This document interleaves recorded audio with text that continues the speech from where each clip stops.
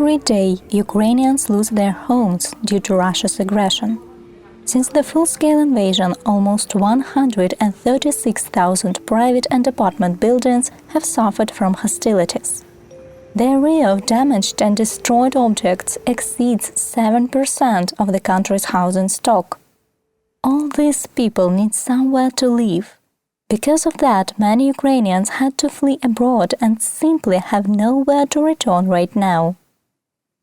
My name is Catherine Litvinchova, and you are listening to the podcast UA, The Day That We Survived. Our second season's production is supported by the Embassy of the Czech Republic in Ukraine. The war Russia has started against Ukraine affects the whole world. Food blockade, price increase and energy blackmail are only part of the damage caused by the Russian Federation. At the same time, we try to share the stories of real people who are amazingly resilient, despite the circumstances. You can support our efforts as an independent media and a podcast platform on Patreon via the link in the description. Some resettled Ukrainians rent housing, some live for free, and some live in modular towns. But the problem with housing is very complex, and the state, unfortunately, cannot solve it yet, because hostilities continue. So, some activists and volunteers are trying to help on their own. We've already shared the story of the Repair Together initiative, which restores destroyed houses in liberated Ukrainian territories. And in today's episode, you will hear the story of the Vsimdim, our home for everyone. This project provides housing to people who lost it during the war. Its founders have also developed an adaptation program. They want to give people not only a roof over their heads, but also provide them with tools to return to a normal life. For example, to employ people so that they can move after a particular time in their own house, giving their temporary home from Vsimdim to others in need. We met with Kyrylo and Tetiana, who work on the project in their office in Kyiv. Before the full-scale invasion, Kyrylo Yarko was engaged in the construction business. He owned a company that produced modular houses. Having lost a part of his business, Kyrylo took up volunteer work. He began to think about how to help people with housing. He started with the research about the situation with modular towns that appeared in Ukraine since 2014, when tens of thousands of people moved from the temporarily occupied Donetsk and Luhansk regions. We started researching and delved a little bit into the psychology of trauma. We looked at how people behave in those towns of temporary housing, which were built after the start of the war in 2014. We saw that the people who were settled there stayed for quite a long time with a feeling of helplessness. And we understood that we didn't want to take part in such a disservice. For 9 years, according to the research that our architects did together with the German foundations that built these towns, we received information that 65 to 70% of the people did not leave there at all, and they are unlikely to leave. They are either the family which could not support itself even before the war and everything got worse, or these people are deeply traumatized. There's no help from the state either. These are helpless people, left alone to their fate. In fact, we started to make some production efforts, and then we realized that temporary housing is not a very good thing. And we began to study existing adaptation experience, and found out that, in fact, the adaptation experience in the Scandinavian countries is the most appropriate. There, they try to settle such traumatized families with other psychologically healthy families. Such a family is included there. One there among 100 to 150 ordinary families. There is no gathering of people who have received such a dramatic fate. And they help to integrate. Socially, infrastructurally, they help with the language, and above all, they help the family to become independent and to stand on their own 2 feet. It's about getting jobs. And now we are almost ready to make the first adaptation type settlement. this is not just a settled family and forgotten, without any further help. We decided to make these settlements near those cities or employers that have job vacancies. And after the families are adapted in a certain way and accumulate a certain amount of money and become psychologically and economically more independent, then these houses will be further used for other families, whether in this place or somewhere else, because these houses are very easy to transport. Our houses are quite small for long-term living, but quite comfortable for the duration of the adaptation program. Before the full-scale invasion, Tetiana Kameneva had her own coffee shop in Kharkiv, where people with mental disabilities worked. She took care of the integration of these people into society. But then she was forced to move and also joined volunteering activities. She says that Ukrainians are losing much more than just houses.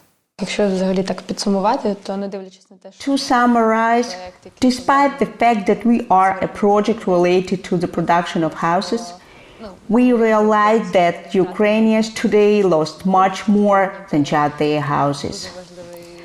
This is a very important element for feeling safe, but it is not the only one.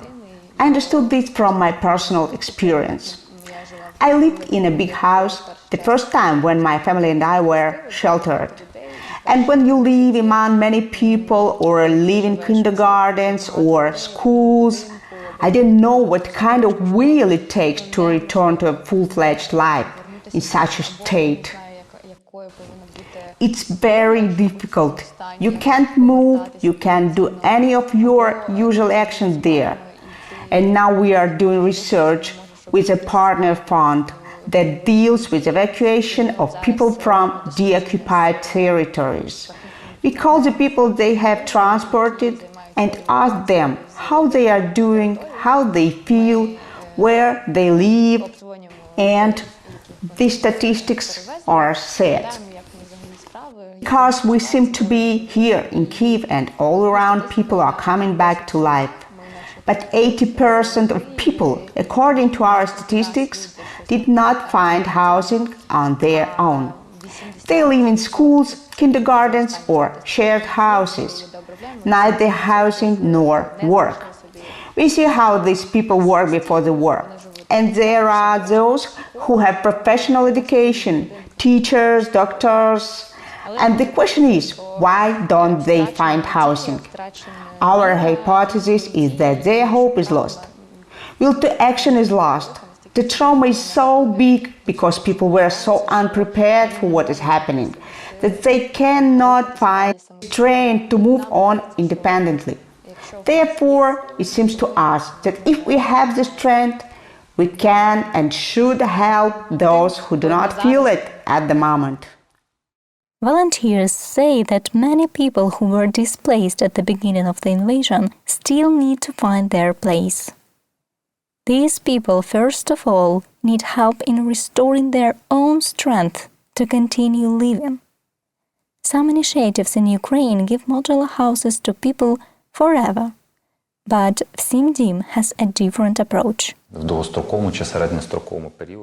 the long term or medium term, feeding people 3 times a day and sheltering them in kindergartens, come on, let's be pragmatic. This is a social and economic burden for the state. This is a bad story and it results in such a collective trauma, a psychological crisis. A health crisis emerges from a psychological crisis. You can look at the countries that were in the war, then this is a rather researchable thing. Just frozen people who are waiting for something to change. They are waiting for life to return, the country, but doing nothing, it will not return. The state mostly, and Tanya also, help those who fight directly with weapons in their hands now. It is with great respect and sadness that I say this to the state, which now directs every hryvnia to deoccupation, and this is very right. The war continues, and nobody knows how long it will last. Government subsidy programs often start when the war is over. But if this continues for another year, how many more people will flee abroad simply because they have nothing to live for? The central idea of the Vsimdim adaptation platform is to return families the responsibility for their own lives, to give people a sense of security to cover day-to-day needs and to help them cope with anxiety and trauma. A separate service that connects employees and employers, psychologists and social workers will join the project. Volunteers say that Vsimdim focuses on future because they want people around to create, be responsible, and be willing to live. The project is at the stages of preparation and testing so far. The approach is to help a few families evaluate the results and move on with others in need. We have money for the first 3 settlements. We want to do a successful case study and see for ourselves if it is a good example for scaling. Then the question is the amount of money that we can attract. We are not a profit organization. We do not earn any money from this. And if it will be important for society, and there will be great results that we recognize clinically for people and families, and people will be employed and we will really help them, then we will distribute the drawings for others, so that they would be able to build our houses, settle people, and repair damaged houses.